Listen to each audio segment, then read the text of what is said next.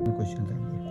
हाँ, चैप्टर 1 हमारे पास था, इंट्रोडक्शन ही था, इसमें कुछ ज़्यादा खास नहीं है। सबसे पहले लेकिन हमारे को बनना होता है reasons of economic problems.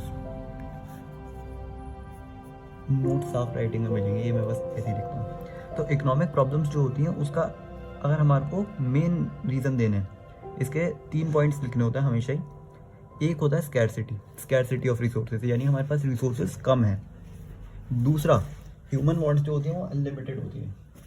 Unlimited in sense मेरे को आज ये भी चाहिए, वो अचीव करते मेरे को दूसरी चीज़ चाहिए, वो होती है तीसरी ये।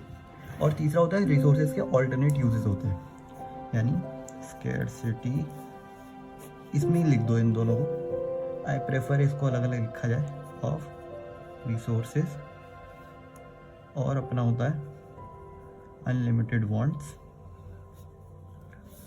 और तीसरा होता है रिसोर्सेज के ऑल्टरनेट यूजेस हैं। इसको हम कैसे समझ सकते हैं? पैसा जो होता है आपको कुछ भी दिला सकता है। आपको पेन लेना हो, फ़ोन लेना हो, यानी पैसा एक रिसोर्स है, उससे आप पेन भी ले सकते हो, रजिस्टर भी ले सकते हो, फ़ोन भी ले सकते हो, बॉटल भी ले सकते हो, कुछ भी ले सकते हो ना। इसके बाद ये होती है पॉजिटिव या नॉर्मेटिव इकोनॉमिक्स होती है। पॉजिटिव, नॉर्मेटिव, इन दोनों में बहुत सिंपल होता है। पॉजिटिव यानी कैसी चीज़ें हैं, हाउ थिंग्स आर। नॉर्मेटिव यानी हाउ थिंग्स शुड बी। जो पॉजिटिव है उसे वेरीफाई किया जा सकता है, उसे नहीं किया जा सकता। ये आंसर फॉर्म में ये लिखा हुआ नोट्स में मिलेगा, यहाँ पे नहीं है, इतना ज़रूरी नहीं है। उसके बाद जो ज़रूरी चीज़ आती है वो है सेंट्रल प्रॉब्लम्स।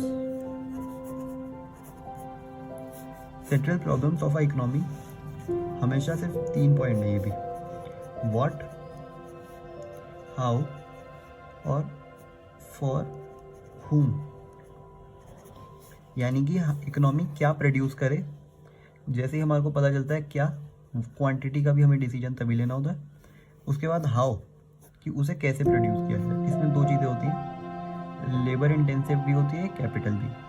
कैपिटल यानी कि मैंने ज़्यादा मशीनरी लगा ली, ज़्यादा पैसा लगाया। लेबर यानी कि जहाँ पे लेबर ज़्यादा है। और फॉर whom, इसके भी 2 पर्सपेक्टिव होते हैं, एक इकोनॉमी डेवलपमेंट के लिए और एक सबको खुश रखने के लिए, पब्लिक वेलफेयर के लिए। यानी कि अगर मैं कोई एक चीज़ बनाता हूँ जिसकी कीमत मैंने रखी 1 करोड़ रुपए, ठीक है, सही लिखा है ना? हाँ, एकदम सही। 1 करोड़ अगर मैंने कीमत रखी तो ये उसमें आएगा, जीडीपी प्रमोट हो जाएगी। लेकिन अगर मैं 1 करोड़ के बहुत,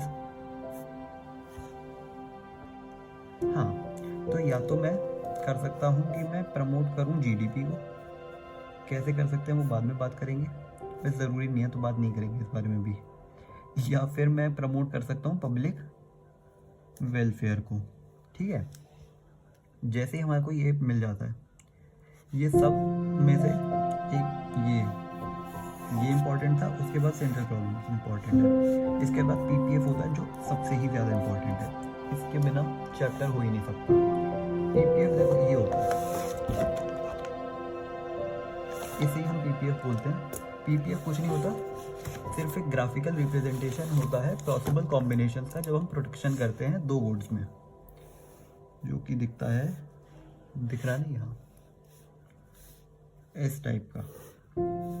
यहाँ पे हमारा गुड वाई हो गया, गुड एक्स हो गया, 0 हो गया। ये हमेशा, अब हमें इसमें से देखना है क्योंकि इसकी प्रॉपर्टीज़ आती हैं। 2 प्रॉपर्टीज़ हमेशा इसकी लिखने को आएंगी। तो पहला हमारे को इसकी शेप के बारे में बताना होता है। कौन सी शेप है ये देख, ये ओरिजिन है, ये कॉनकेव शेप का होता है, हमेशा ये कॉनकेव शेप का ही होगा। अब देखिए एक चीज़ बाद में बताऊंगा, छोड़। और दूसरा डाउनवर्ड स्लोपिंग होता है। अब हमारे को इनके रीज़न भी देने पड़ते हैं। कॉनकेव शेप है क्योंकि इंक्रीजिंग एमआरटी होता है। और एमआरटी क्या होता है?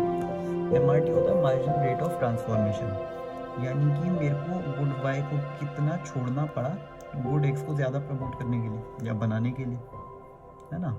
इसे ही बोलते हैं एमआरटी। इसका फॉर्मूला है delta Y upon delta X, यानी कि इसे हम अक्सर बुक्स में लिखा होता है यूनिट सेक्रीफाइस्ड और अपॉन यूनिट गेन्ड, इस तरीके से लिख देना। जैसे ही ये हो जाता है इतना ही है। हाँ, इसके अंदर जो भी आ रहा है अटेनेबल है ये, यानी अटेनेबल पॉइंट है, हम इसे अटेन कर सकते हैं।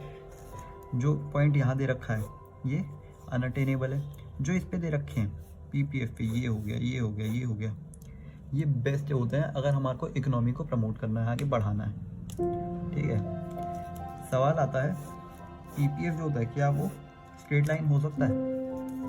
इसको इग्नोर कर देना, ये नहीं, यहाँ तक हो सकता है जब एमआरटी क्या हो, कांस्टेंट हो। और कॉन्वेक्स हो सकता है ऐसा, ये भी हो सकता है। कब हो सकता है? जब डिक्रीजिंग एमआरटी हो। बस पहले चैप्टर में और कुछ भी नहीं है, नहीं है इसके बारे में ही और है, सॉरी मैं भूल गया था। चेंज इन पीपीएफ होता है, चेंज कैसे हो सकता है? पीपीएफ या तो ये शिफ्ट होता है या ये रोटेट होता है ना? ये नॉर्मल पीपीएफ हमने अपना बनाया, या तो ये पीपीएफ ऊपर जा सकता है, यानी पीपीएफ अब यहाँ आ गया, या ये पीपीएफ नीचे आ सकता है। एक और कलर ले आते हैं, या ये यहाँ आ जाएगा। सेम ऐसा यहाँ पे नहीं होता। अब ऐसा यहाँ पे क्या डिफरेंस है ये हम बाद में बताओगे तुम ही लोग, मैं नहीं बताऊँगा। ऐसा ठीक है, ऐसा है। अब हम इसमें अगर देखें ये y है, ये x है, ये x है, ये y है। यहाँ पे ये देख 0 पॉइंट पे हमारा ये भी बढ़ा, ये भी बढ़ा, लेकिन यहाँ पे ये वही है, सिर्फ ये बढ़ा। यानी कि जब हम यहाँ बात करते हैं तो बोथ गुड्स के बारे में हमारा कंसर्न होता है, यहाँ पे ओनली अ सिंगल गुड। अभी ऐसा भी हो सकता था कि ये पॉइंट जो है वो चेंज हो जाए, लेकिन बाकी सारे एक हैं। ये मानो ये एक ही पॉइंट पे है, ठीक है। जब ये होता है तो इसे बोलते हैं हम शिफ्ट इन पीपीएफ। ये होता है रोटेशन ऑफ पीपीएफ। इसके बारे में ज़्यादा क्वेश्चन नहीं आते, तुम्हारे को बोलेंगे कि मानो कहीं फ्लड आ गई, तो फिर जैसे दोनों पे फ़र्क पड़ेगा। फ्लड आ गई तो पीपीएफ डाउनवर्ड शिफ्ट हो, डाउनवर्ड होगा, या इसे लेफ्टवर्ड भी बोल देते हैं। ये अपवर्ड या राइटवर्ड भी होता है, ये हमेशा ध्यान रखना। और इस चैप्टर में अब कुछ भी नहीं बचा।